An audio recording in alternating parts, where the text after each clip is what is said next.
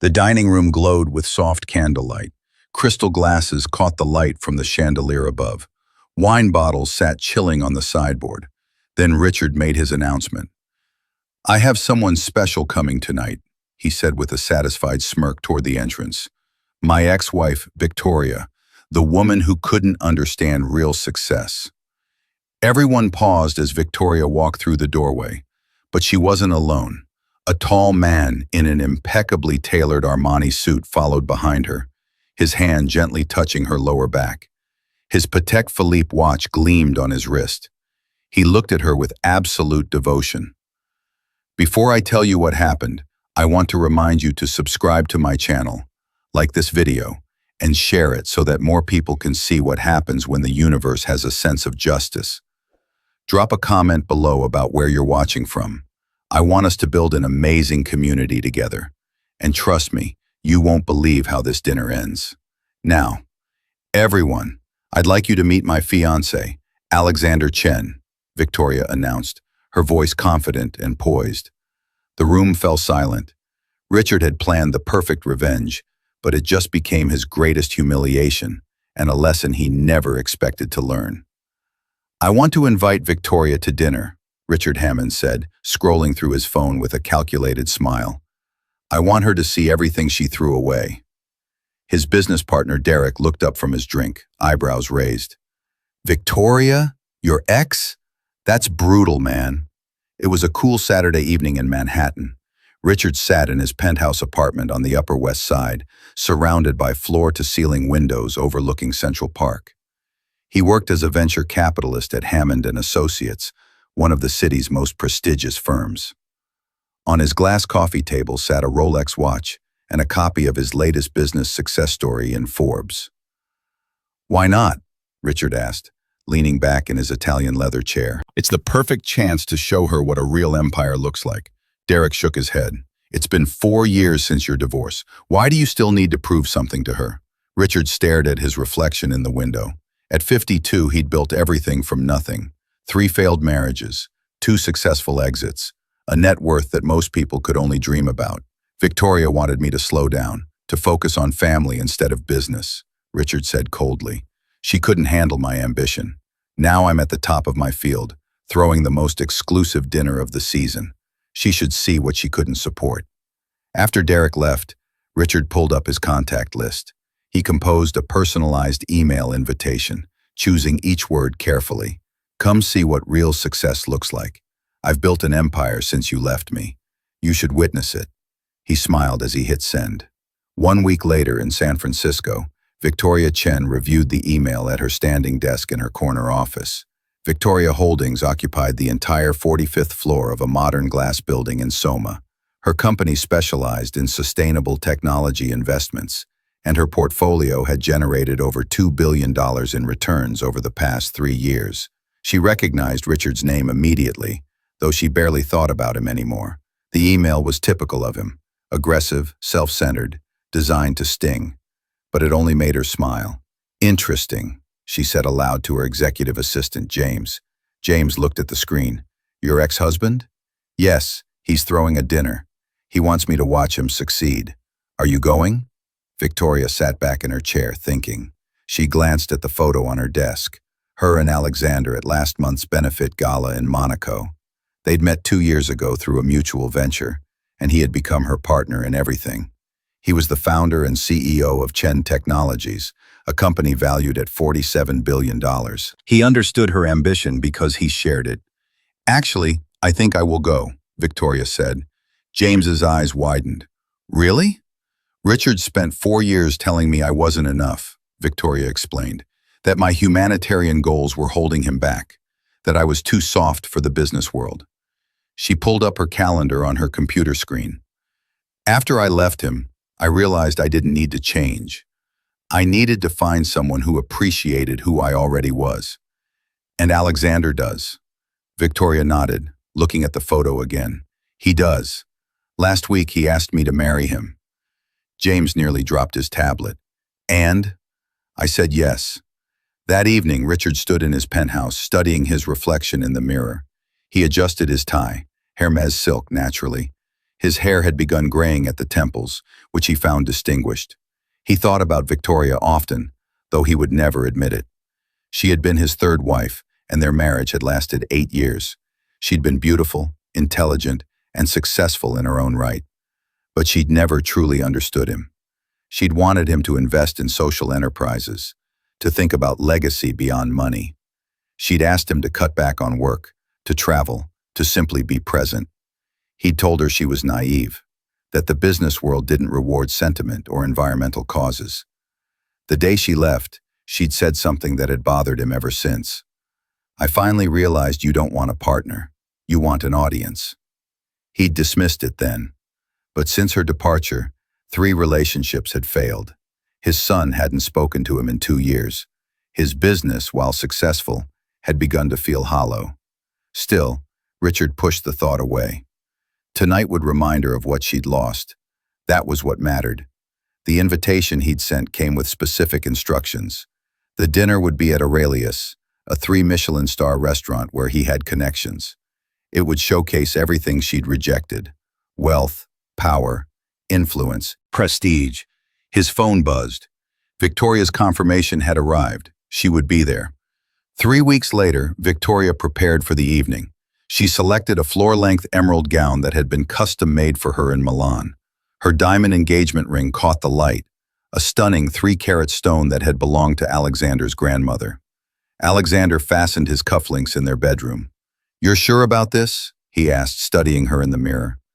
"I've never been more sure," Victoria replied. She turned to face him. "He needs to see that I didn't fail. I evolved." "You didn't fail at the marriage," Alexander said, pulling her close. "He failed to see what he had." They held each other for a moment, and Victoria felt the familiar sense of peace that being with Alexander always brought her. They didn't need to prove anything to anyone. They simply lived, worked, and loved with intention. The driver picked them up at 7 o'clock and took them to Manhattan.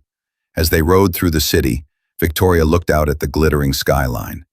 She thought about who she'd been 4 years ago, broken, questioning herself, wondering if Richard had been right about her being too soft for this world.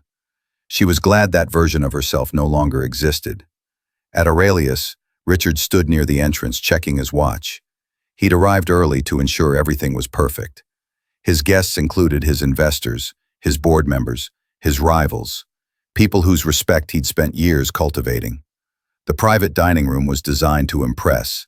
A carefully curated art collection hung on the walls. The table was set with Bernardot porcelain and Baccarat crystal. The wine selection featured bottles worth more than most people's monthly rent. His guests began arriving at 7:30. By 8 o'clock, the room was full of the city's most powerful people. Richard moved between conversations, accepting congratulations on his latest acquisition deal. Everything was going exactly as planned. At 8:15, the maitre d' appeared at the doorway. "Your next guest has arrived, Mr. Hammond." Richard's heart quickened. He positioned himself near the entrance, checking his reflection one final time in a nearby mirror. The doors opened. Victoria stepped through first, radiant in her emerald gown. For a moment, Richard forgot to breathe. She was more beautiful than he remembered, but it wasn't just her appearance.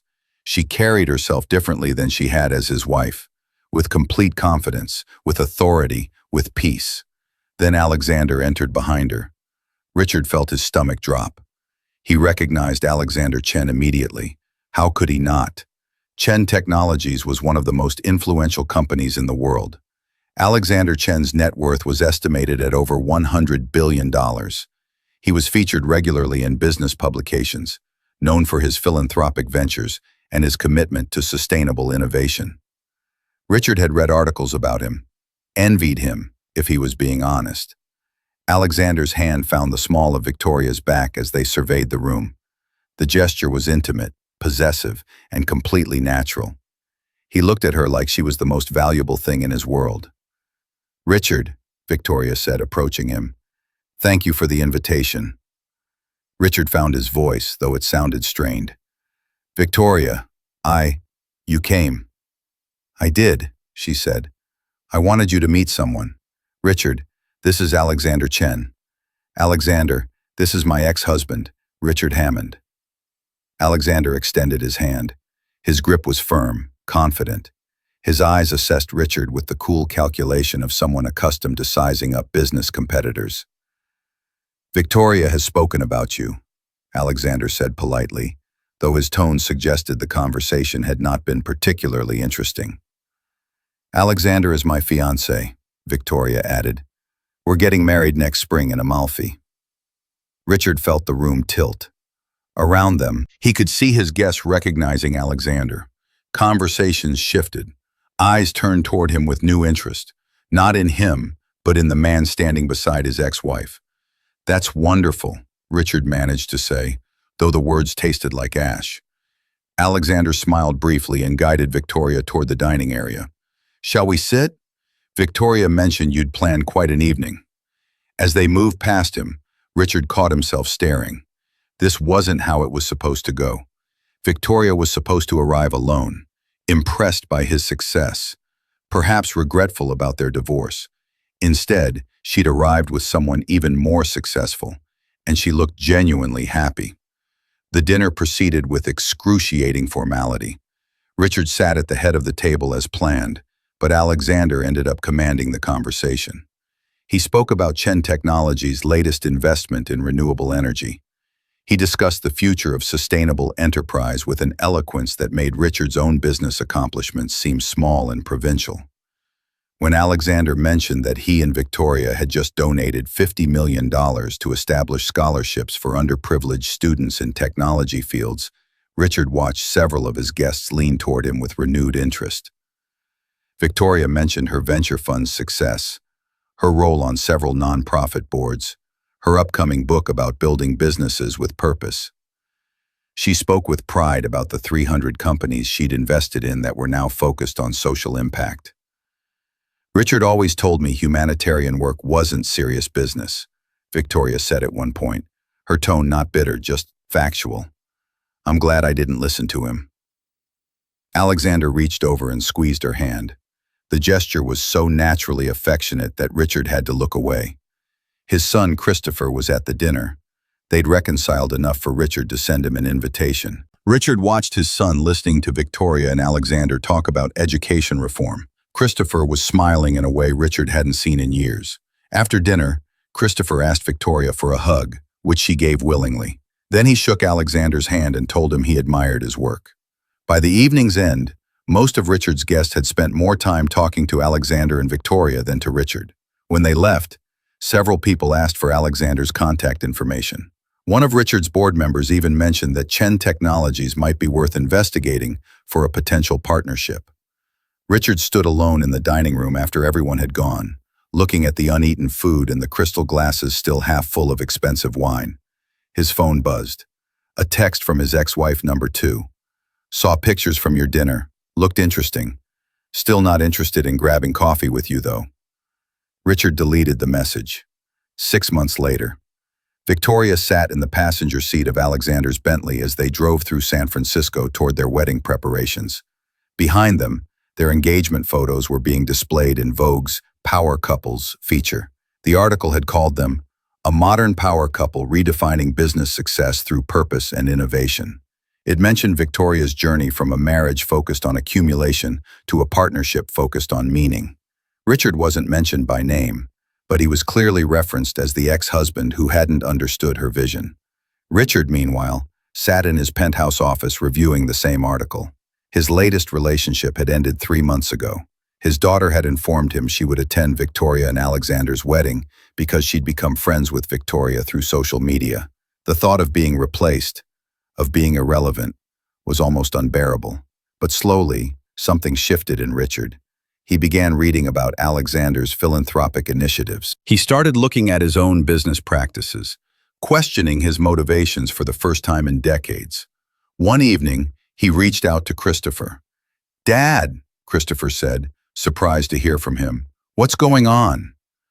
"I was thinking about that education project Victoria and Alexander mentioned," Richard said carefully. "The scholarship fund. Do you think they'd consider a donation from me?" There was a pause. Then Christopher said, "Yeah, Dad, I think they would." 2 years later, the office of Hammond and Chen Ventures occupied floors 47 and 48 of a modern San Francisco building. The nameplate reflected an unexpected partnership. Richard Hammond and Alexander Chen had formed a joint venture, combining Richard's investment expertise with Alexander's technological innovation and Victoria's commitment to social impact. Together, they had become the fastest-growing impact investment firm in the country.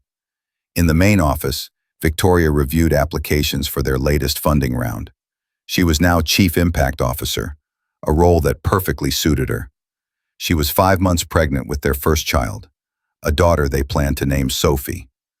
Richard worked in the adjacent wing of the building. His role was different now, humbler, but more meaningful than anything he'd accomplished alone. He'd had to swallow his ego repeatedly to learn to listen rather than dominate conversations. His relationship with his children had improved dramatically. His son worked in the venture's sustainable technology division. His daughter consulted on their education initiatives. One afternoon, Victoria called Richard into a meeting. Alexander was there as well, along with Derek, Richard's old business partner who joined their firm. "We wanted to tell you something," Victoria said, smiling. "We've been approached about starting a podcast. Business leaders discussing the intersection of success and purpose. We'd like you to be a regular guest," Alexander added. "Your journey from purely profit-driven to purpose-driven investment could be valuable to others." Richard looked at the three people in front of him: his ex-wife, her fiancé, and his old friend. A year ago, the idea would have wounded his pride. Now, it felt like an invitation into something larger than himself. "I'd like that," Richard said simply. The wedding of Victoria and Alexander took place in Amalfi on a perfect spring day. The ceremony overlooked the Mediterranean Sea. 400 guests attended, representing the most influential people in business, technology, and philanthropy. Richard sat in the audience, watching Victoria walk down the aisle. She was breathtaking in her custom Valentino gown. Alexander stood at the altar, tears in his eyes, overcome with emotion at the sight of her. As they exchanged vows, Richard realized he was crying too. Not from jealousy or regret, but from something unexpected, genuine happiness for them. During the reception, Richard found himself at a table with Christopher, his daughter, and several other guests. They were discussing the venture's latest success, a sustainable energy company they'd backed that had just gone public with a valuation of $12 billion. "Dad," his daughter said, "Alexander told me you were the one who suggested that company, that you saw potential in it when everyone else doubted." Richard felt something warm bloom in his chest. Recognition, yes, but more than that. A sense of having contributed to something meaningful. Later, Victoria approached him during the dancing. "I wanted to thank you," she said, "for giving this partnership a real chance, for being willing to change." "I should have changed a long time ago," Richard replied, "before you had to leave." Victoria smiled, not with pity, but with genuine forgiveness. "We both got what we needed from that marriage. It just took me leaving to get it." "What did you get?" Richard asked. "The courage to believe in myself when someone important didn't," Victoria said, "and eventually finding someone who always would." She squeezed his arm and returned to Alexander, who pulled her into his arms for the next dance. Richard watched them move across the floor together, perfectly in sync. He thought about the man he'd been 2 years ago, sitting in that restaurant, convinced that success meant proving your worth to others. He'd been so wrong. Over the next 5 years, the Hammond and Chen partnership became the most successful impact investment firm in the world. They'd created thousands of jobs through their portfolio companies. They'd funded innovations in clean energy, education, and healthcare that had transformed entire communities. Richard's role in these successes became known throughout the industry. But more importantly, he'd learned that the greatest success wasn't measured in accolades or wealth. It was measured in relationships. The ones he'd rebuilt with his children, the friendship he'd developed with Alexander, and the professional respect he'd earned from Victoria. The dinner where Richard had tried to humiliate his ex-wife became a story he told often, but with a very different moral. It was the story of how arrogance nearly cost him everything, and how choosing humility and growth had given him a life worth living. Victoria, Alexander, and Richard became an unusual but powerful trio in the business world. Proof that people could change, that relationships could transform, and that true success meant lifting others as you climbed.